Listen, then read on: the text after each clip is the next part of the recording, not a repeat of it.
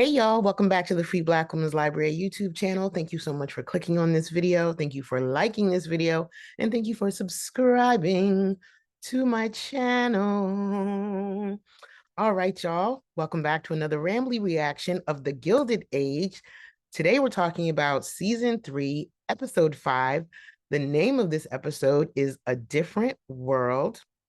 It's a different world from where you come from. Yes, it is. Yes, it is. I've been thinking about doing Rambly reactions to A Different World, even though it's been out for over a decade. But let me know what y'all think, because that show is fascinating and incredible and extremely important for the culture. But anyway, back to The Gilded Age, Season 3, Episode 5, currently streaming on HBO. This episode was written by Julian Fellows and Sonja Warfeild, same as last one's.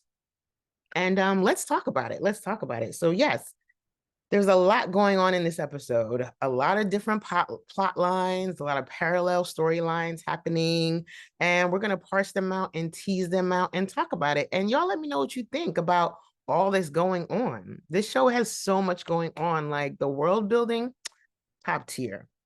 All right, so the plot lines we have going on, there's about 7 of them in this particular episode. But I'm going to focus on the ones that I feel are most noteworthy, most significant, the ones that are important to me, right? The first one, going from least important to me to most important to me. That's how we're working it, right? Least favorite to most favorite. We could say that as well.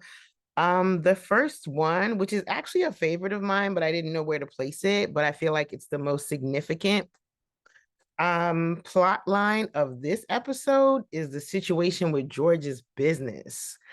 What is going on, Mr. Robber Baron? You have lost it. Like, you seem to be such a brilliant, persuasive man of power. Like, and things are falling apart for you. You're losing your confidence. You are fighting with your wife. Like, George Russell is going through it. He went through it this episode. And I find it interesting how much I really enjoy George and Bertha's relationship in season 1, and this steady collapse that is most likely going to lead to them splitting up. This theme of divorce is in the umbrellic theme of this season.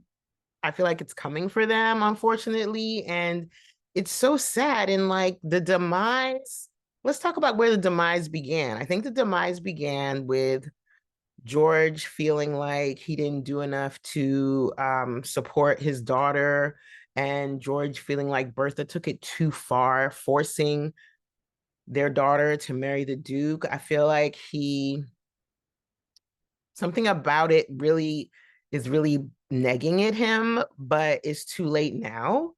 And also the situation with the dinner, like that on top of the Gladys stuff, like he was already feeling salty and prickly about the Gladys stuff. And then we have this dinner. So anyway, I'm jumping ahead, but I don't want to talk too much because my last video was way too long. I didn't realize I spoke for 40 minutes, y'all. That was crazy. Going to try to keep it to less than 30 for this. But George fires Clay. That's the first erratic move that he makes. And I know that we have not seen the last of Clay. Clay has been your counsel for a really long time. Clay knows all of your business. And you played in Clay's face by just firing him flat out. No discussion, no conversation. And not only did you fire him, but you insulted him. Like, you were so rude to him, George. The actor that plays Clay, I love his voice. He has such a I could listen to him talk all day. But either way, yeah, so Clay is out the door as counsel, and George, I don't think he realizes that he's making these horrible decisions. And he wants this railroad. He's like so stubborn and so determined to get this train situation going to Chicago. Like, he has this vision in mind and he can see it and he wants to change the world, right? I don't think it's even just about making tons of money. I think it's about wanting to establish something that's going to live for all time. I feel like George is very similar to Bertha in that way, that they are interested in being rich, but also interested in a legacy, a long lasting, infinite legacy. So either way, George comes up with a new plan, which is to invite Merrick over for dinner and have Bertha charm him. So he talks to her and he's like, can you charm him into compliance, which is how Bertha describes it, right? Schmooze him a little bit. And she's all for it. Like, she's just like, whatever you need, I got you, babe. Like, it's you and me. And they have multiple fights in this episode. In this moment, they're still kind of getting along, but there's a little bit of tension because they don't know what's going on with Gladys. Like, George is like, I don't know what's going on with my daughter. Like, my daughter is off in this castle somewhere, and I don't know if she's okay. She could be sick, she could be not alive. Like, aren't you curious? Don't you want to know what's going on? And Gladys is just like, Bertha's just like, oh, she's fine. Everything's fine. I'm sure she's fine. She's a duchess now.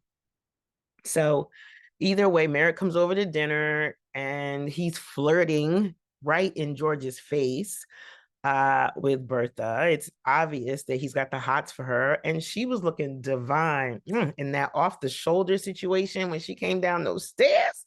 Listen, Carrie Coon, you are a fine. You play this role so well, and you are looking fine in these outfits, baby. So they're sitting at dinner and he's talking about her gowns and the fact that she went to the opera alone. And he's just like laying it on really thick. And Bertha is not flirting with him to me. I don't feel like she was doing too much. She was talking to him and just being her personable self, right?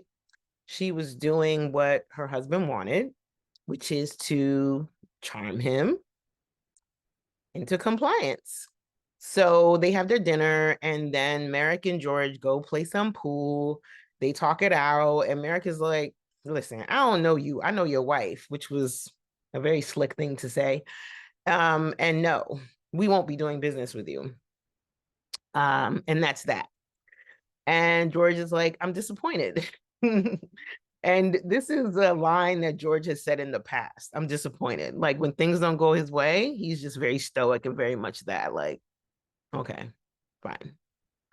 So after that, he's in a tizzy. He's upset and he's angry for the rest of the episode. He's just like, starts crashing out, right? Because he's like, first of all, why were you all in his face? Why were you flirting with him? Like, I felt like a cuckold. Hello, Puff Daddy, anybody? I felt like a cuckold at my own table. You were making eyes at him and whatnot. And Bertha's like, I did what you wanted. So I don't know what you're talking about, but I'm trying to help you. Like, what is going on? Like, something is weird. And George expresses a little bit concerned about the business, but he doesn't give her any details.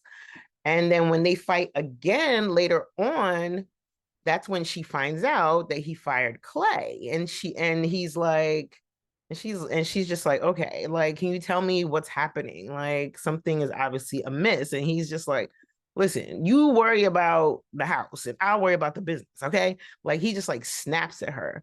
And this is different from George season 1 and season 2, where his wife would ask him, how are things going with the business? How's things going with your contracts? And he would tell her.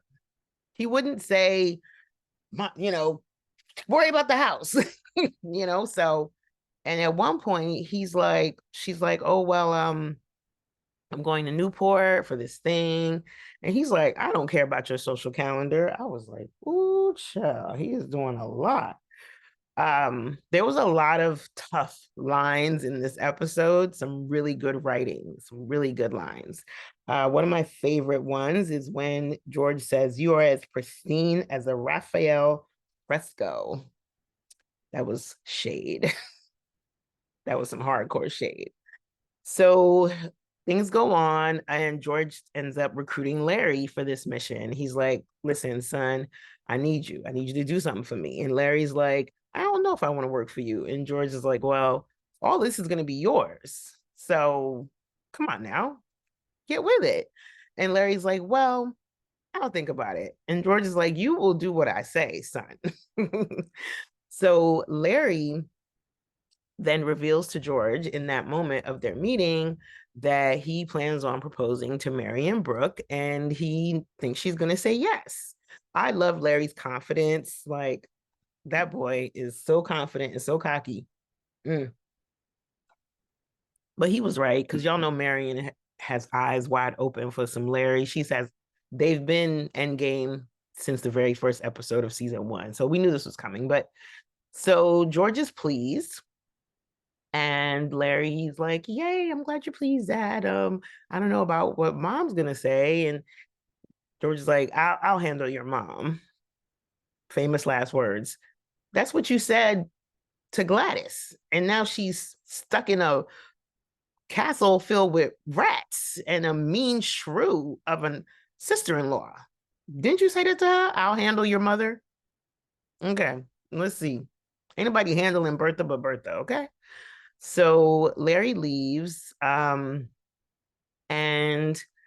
later on, when we see George again, he has the letter. He has the letter from his daughter, and Lord knows what this letter says, but this is when he is really crashing out. Like, I knew it. I knew it. You know, he's angry. He's waving that paper. And Bertha's just like, what is going on? And he's like, and the letter probably said something like, I hate it here. I'm being treated horribly. There's mice everywhere. They just fired my maid. I want to come home. I have no friends. It sucks, Dad. It sucks. Mom, Dad, please help. Do something. So Bertha reads the letter and she's like, I can fix this. I can fix this. And he's like, how are you going to fix this? You going to make her love him? Because obviously she don't like him. And one thing I neglected to mention in my last reaction is that very last scene. I don't know how I feel about Hector, because that very last scene in last week's episode when Hector kind of cajoled and pressured Gladys into having sex with him, that made me very uncomfortable. I thought it was very creepy and very gross, because she was obviously not ready to have sex, and he like talked her into it, like, oh, you may learn to love it, and it's just gonna hurt for a minute, and you might as well get it out of the way now. And yeah, so she's no longer a virgin, obviously, but that shot of the New York harbor was gorgeous, but it just felt weird to follow right after that moment between those two, because it was just very predatorial, right? So anyway, back to this episode. So Gladys tells George, she's like, I can fix this. I keep saying Gladys when I mean Bertha. I'm sorry, y'all. Bertha is saying, I can fix this. I can go there. There's a ship tomorrow. I'll head right there. And he's like, well, when you come back, I won't be here. Now, somebody give Carrie Coon all of the awards, because that very last shot of the look on her face when he says that, you could read all the emotions in her eyes. Fear, anger, regret, frustration, confusion. At one point, she says to him, what is going on? She's like, so, and I'm like, Bertha, you don't know what's going on? Your husband is angry at you and at himself. He says, you made me weak, and I find that hard to forgive. Woo! George or Julian or Sonja, whoever wrote that line, you ate that. You ate that. So that's George's plot line. Moving on to the next plot line, let's talk about Gladys and the Duke. All right, so they open up the episode and we get to see this luxurious field with this huge castle. Apparently it was built in 1612. And this is old money, which isn't worth much, right? It's like they have all of the extravagant paintings and jewelry and ways of being, but they don't have any money. They had to go all the way to America to find this young girl to marry to help keep upkeep. I don't know how much they got for this marriage setup, but it's supposed to help in terms of rebuilding the castle, keeping the shit together, keeping them rich and in power. Chill. So Gladys is there, and I still feel bad for the poor baby because it's obvious that she has no allies outside of Adelheid, her handmaiden.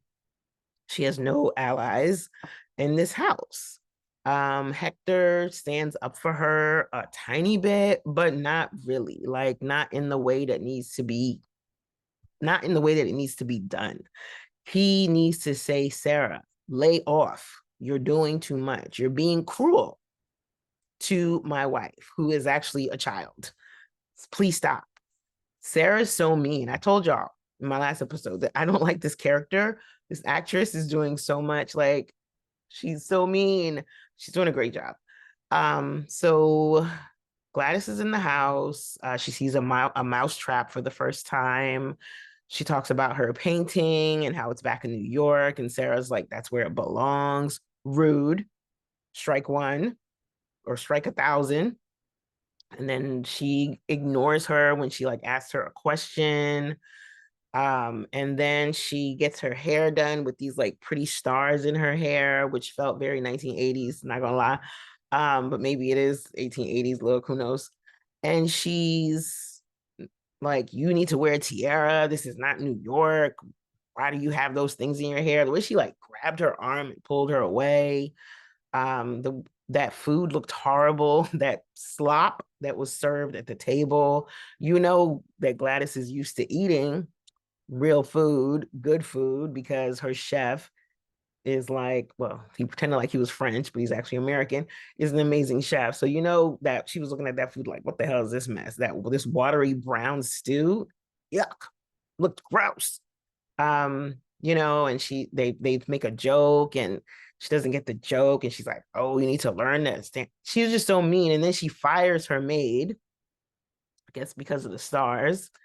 And that's when the letter gets sent off, right? And Hector, all he says is to defend her is, he switches the place setting around. He says, I think your stars are pretty. And he says, why can't she keep her maid? That's it. He doesn't really fight for his wife. He's kind of a pushover. I guess Sarah is his big sister, Big Sarah, not the little one. So that's Gladys's story, Gladys and the Duke. And I watched the trailer for the next episode, which I never really do. But obviously, Bertha's going to show up and we're going to see a battle of wits, a battle of barbs between, not Nikki's barbs, sharp, witty barbs, Julian fellow barbs, between Bertha and Sarah. We're going to see some stuff, and I'm looking forward to that because they're both spicy ladies. All right, so that's the story of Gladys and the Duke. Hopefully things will work out for her and Bertha can save the day. We will see if Bertha comes back successful from this trip. Maybe George won't be as angry. If Larry goes to Arizona and manages to broker a really good deal, maybe that'll help George go back to his like confident, self-assured businessman self. Who knows? We shall see. There's another line that George said, which made me feel like he was talking about himself, because he says, I have no time to soothe your guilt or calm your fears. This is one of the things he says to Bertha during an argument. And I said, you know what, George? You're the one that feels guilty and afraid. Bertha does not feel guilty and she fears nothing. You feel guilty because you didn't stand up for your kid and you're afraid that your business is collapsing. Let's talk about let's not. I was going to say, let's talk about the things that were going on in the world of finance during this time period, but that will make this video way too long. But those of you who know. So that's the second plot line. And it kind of interacts and parallels and intersects with this third plot line, which is the one between Larry and Marion. So Larry, now that he's got big money that he's made on his own without his dad, he's like, I'm ready to propose now. So He proposes to Marion in this beautiful field of weeping willow trees. Of course, she says yes. It's really sweet moment. The score is lovely and everything is happy and pretty and bright. Too happy, too pretty, too bright. This is going to fall apart. And y'all know why it's going to fall apart. It's because Larry lied to Marion. Why did he tell that lie? He didn't have to say nothing. He could have just said, I'm going out with my friends tonight. He didn't have to say, I'm going to Delmonico's. He did not go to Delmonico's. He went to the Haymarket, scandalous club, where he saw Maud Beaton. Y'all remember Maud Beaton? It's actually good to see her again because I kind of enjoyed her character. But unfortunately, or fortunately, who knows, Maud Beaton is now a sex worker. During this time period, if you were a sex worker, it would be unfortunate, right? Uh, Thankfully, things have changed. It's 2025 and it's a different type of choice. It's a different world. But either way, that's the part that concerns me is that lie he told. And of course, Marion is going to find out that he lied. And does that mean that she is not going to be able to forgive him? She's not going to be able to trust him? Probably, because I would not. Because what are you telling a lie like that for? You're going to this brothel, this hot house, this stag house, as they used to be called. Um, yeah, something is up with you. And I've always considered Larry a player. I've always considered Larry a bit of a, a bit of a charmer, a bit of a, I don't want to say F boy, but definitely F boy adjacent. So him proposing to Marion, I think he just has like stars in his eyes. I honestly don't think he's ready for marriage, but we shall see what happens with that, right? I was very concerned and worried about Jack being in that space. I was like, oh no, Jack, please don't gamble all your money away. I was so worried. I was like, Jack is going to do something to lose that 300K before he has a chance to even spend it. But it turned out fine. There were no issues with Jack. And I really liked the inclusivity when Larry was like, women or men, if you fancy. So that was cool. Shout out to Julian Fellows for always bringing the LGBTQ plus folks in his stories. Those of you who watch Downton Abbey, amazing, incredibly written queer character named Thomas Barrow. Amazing. Not Thomas, that's someone else. Mr. Barrow, who worked for the family Rambling back to the Gilded Age. Anyway, so Larry saw Maud Beaton at the Stag House, and Larry told Oscar. Does Larry know that Maud Beaton conned Oscar out of all his money? I don't know. Did y'all remember if I don't know if Oscar actually told anyone outside of his lover and his mom and his auntie and Marion. I'm not sure. But yeah, Maud Beaton is back and she's a sex worker. So unfortunately, that means she has no money. So what happened with all that money that she conned? Is she a victim of a scam herself? Is she being used? Does she have like a pimp who's like forcing her to sell her body who took all those dollars? We shall see. And then once again, I really love how this show really pulls in all these different elements about New York City nightlife, New York City day life, the rich, the poor, the paparazzi, the press, like all these different worlds colliding, right? I really enjoy that. I hope that we get to visit the insane asylum where Mr. Melancholia is living, because I want to see that set and I want to see what that looks like. That's one of my personal interests. One of my special interests is insane asylums. Don't judge me. But either way, so Larry and Marion are now engaged. Bertha is not pleased at all. She is actually angry and seething. George is elated. Ada is elated. Agnes was quite pensive and unsure. She found the news out about the engagement at the same time that she found the news out about Jack making big money, big, off of his clock. So she was in a tizzy. Like, These Russells are ruining my life. First, one of them is engaged to my niece, and then another one makes my footman rich. This is very upsetting. I was like, why are you mad? Your footman got money. You're a hater, Agnes? Don't be a hater, Agnes. Jack deserves to have money. He came up with an amazing invention, and it's his invention that led us to the alarm clock that we have today, which is an incredible item to have. Like, before we had our phones waking us up, we had alarm clocks. And yeah, shout out to the alarm clock. So we talked about George's business, we talked about Larry and Marion. There's this little tiny story about Bertha and the press. I'm not super interested in that, but I'm sure it's gonna go somewhere eventually. Maybe when Bertha and Larry end up divorcing, she'll be in the news. So we'll see. And Bertha ending up divorced is probably gonna change the way people look at divorce, because y'all know Bertha is a force and she's all about change, pulling people into the future. She's like, yeah, my money is new and so are my ideas. And so we talked about Larry and Marion, and we shall see what happens with that. Larry is now off to Arizona. He's going to be there for a month.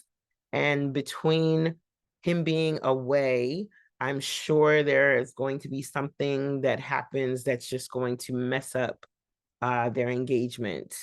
A month is a long time to leave someone who you just got engaged to.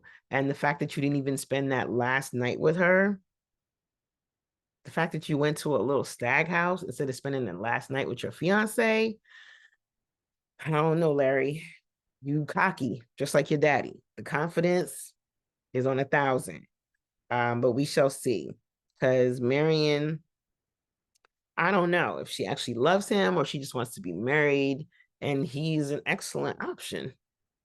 He's fine and he's rich, period. Another tiny plot line is with Ada going back to see Madame Dashkova to talk to Luke. And this is what she wanted. Hopefully she doesn't get addicted to this whole seance moment, but this is what she wanted. She needed some type of confirmation or affirmation from Luke that, you know, that love, even though he's not here anymore, that love that happened between them still exists, still thriving. That link is not severed just because he's no longer alive. And I think this moment where she actually got to speak her words into the air and think that she was talking to him, or maybe she was, I don't know. Do y'all believe in that? It felt good. It felt good for her to hear Luke say that she's doing a good job and he wants her to be happy and he will see her again soon. So she comes back and she's like, I'm going to start wearing violets and purples and lavender. I'm going to do a sort of half mourning thing. And Agnes is like, good, this is great. Like, she felt it. And unfortunately, I feel like Agnes could have done exactly what Madame Dashkova did if she had had a chance to sit, if she'd had the emotional intelligence to sit with her sister and say, honey, I understand you're grieving. Luke, the love you and Luke had was so sacred and so special. You're going to be okay. I'm here for you. I'm here with you. But Agnes is not that type of person. But now Ada's feeling a little better. She also is not upset that Jack is rich. She's also elated that her niece is engaged to be married to Larry Russell, who she thinks is really keen and really nice. And she's like, I knew that they were sweet on each other. And Agnes is like, how come when I asked her, she just dismissed me? How come nobody tells me anything?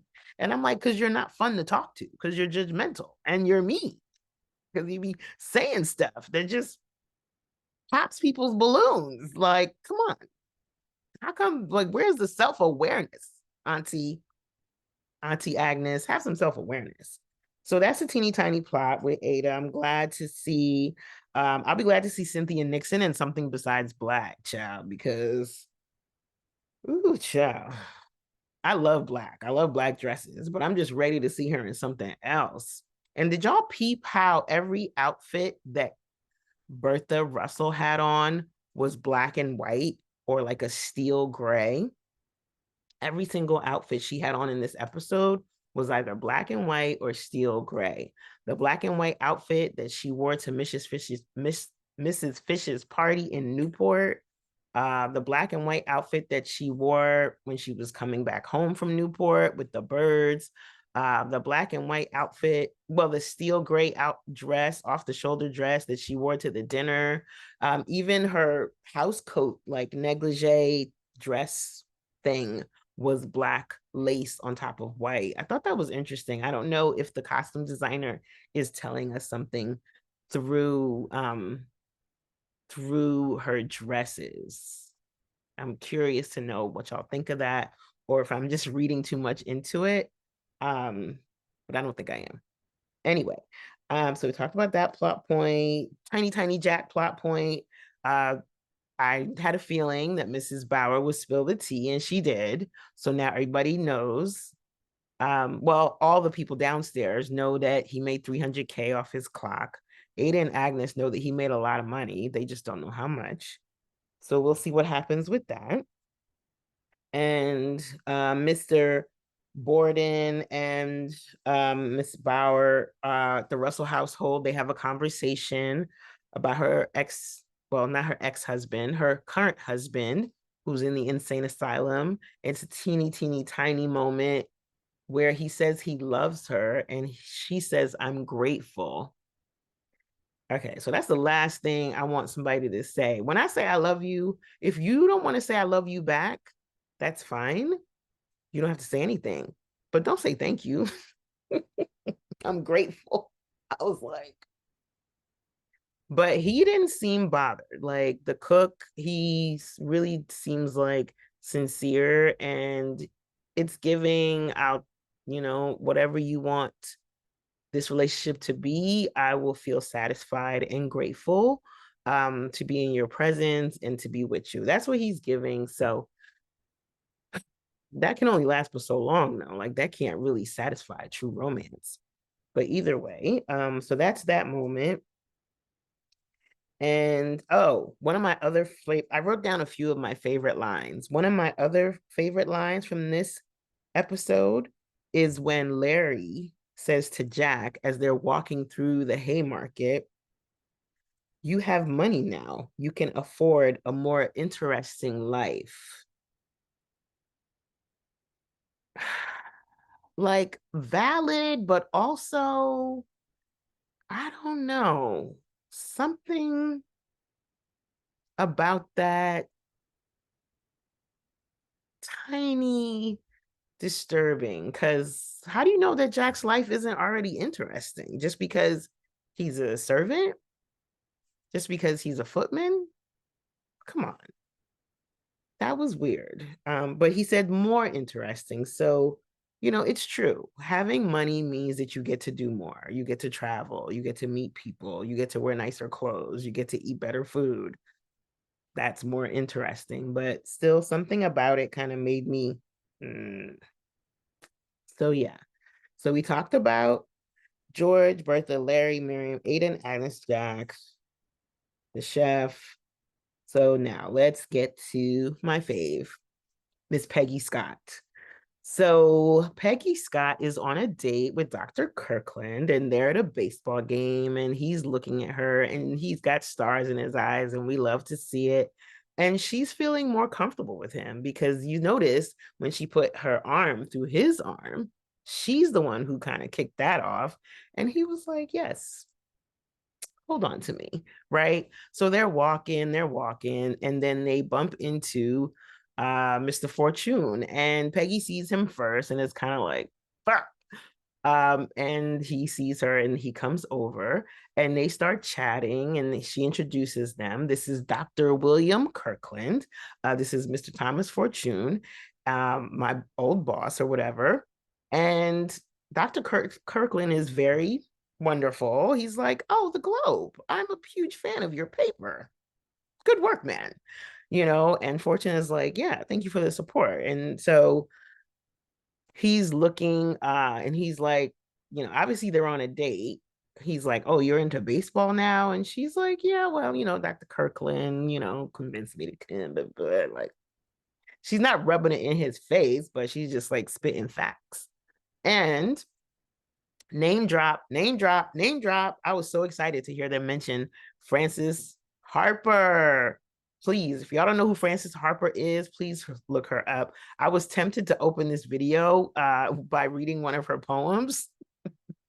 Frances Harper is iconic when it comes to like Black women in history. So I'm so happy that they're bringing her into the story. So happy, so happy. This is wonderful. This is wonderful. And I wonder if we're going to meet a Black actress who's going to be playing Frances Harper. Like, that would be so cool.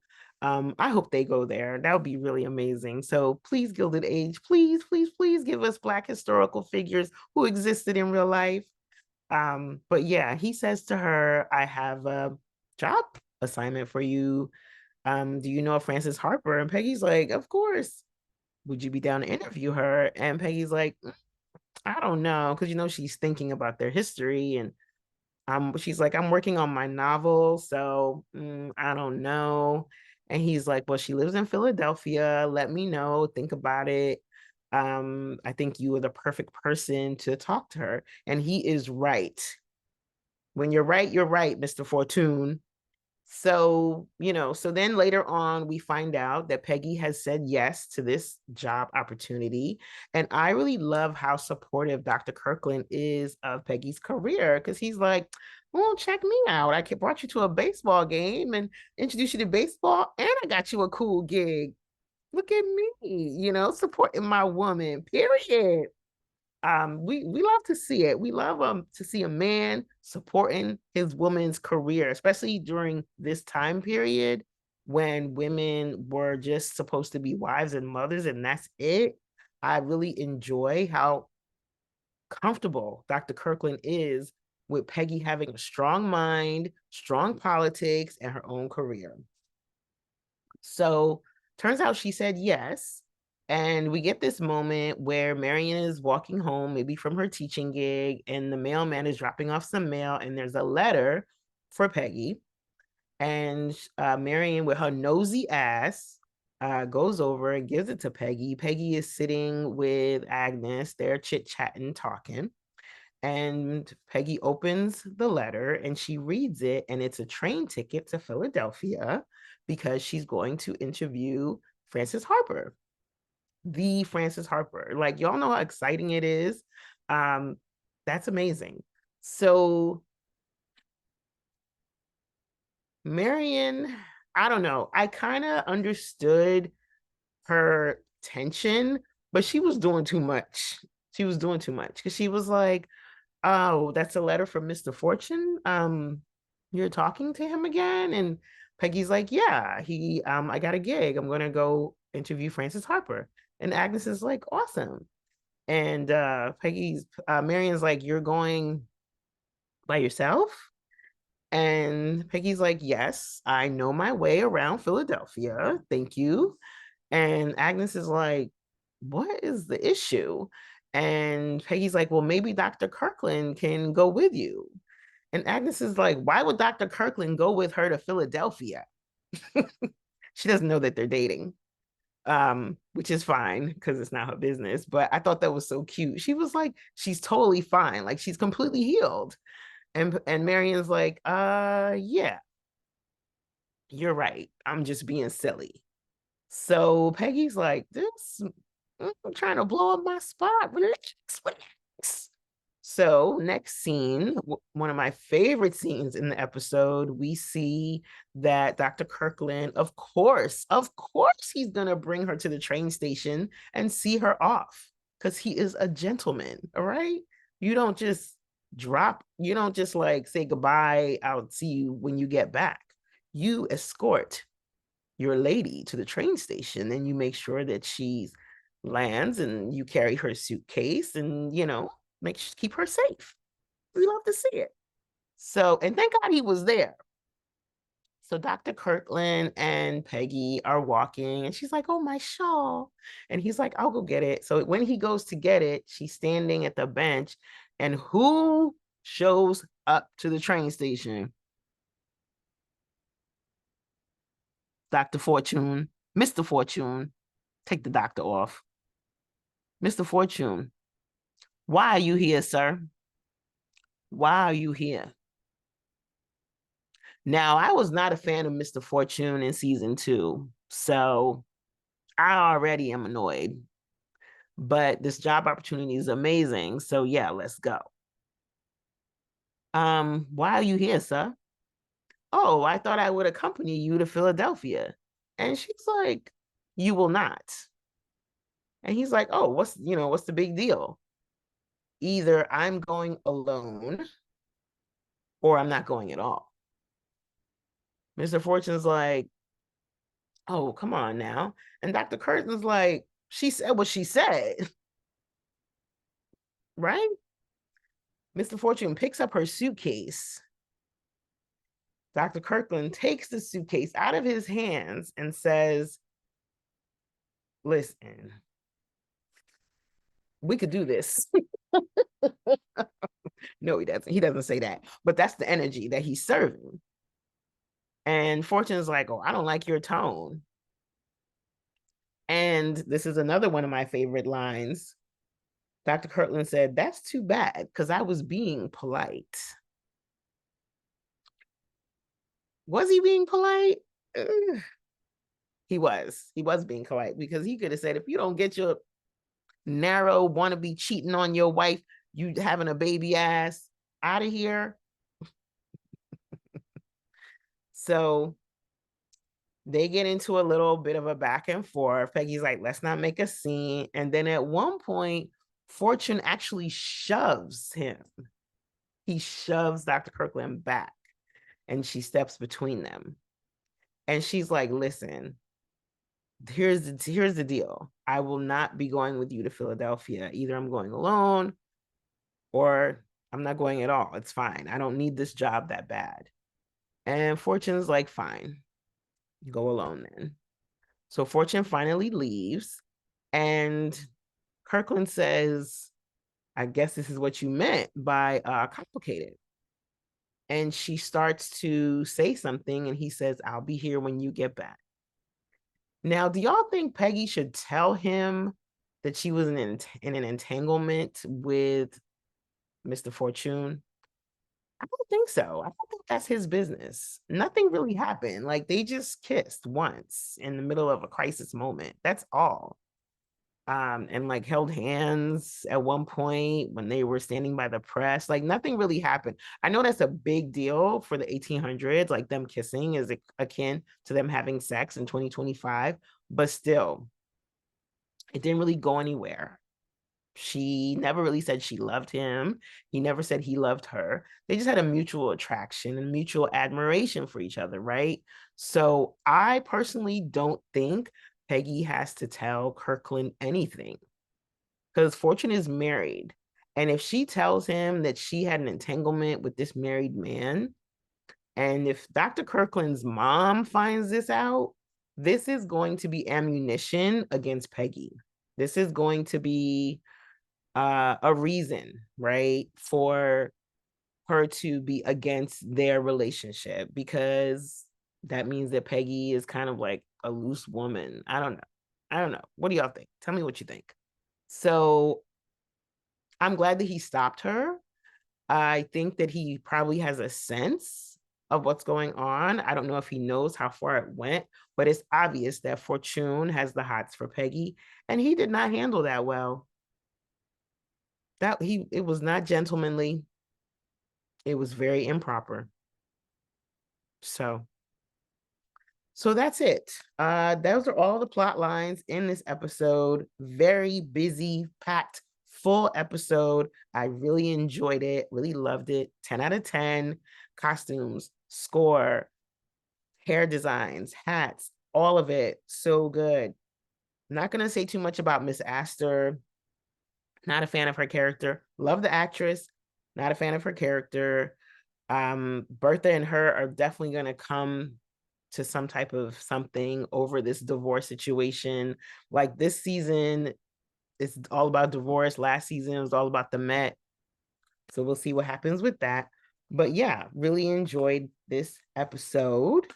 And I already told y'all my favorite scene, my highs. That was the scene in the train station. I also like the proposal scene because I love the weeping willows and the music in that moment.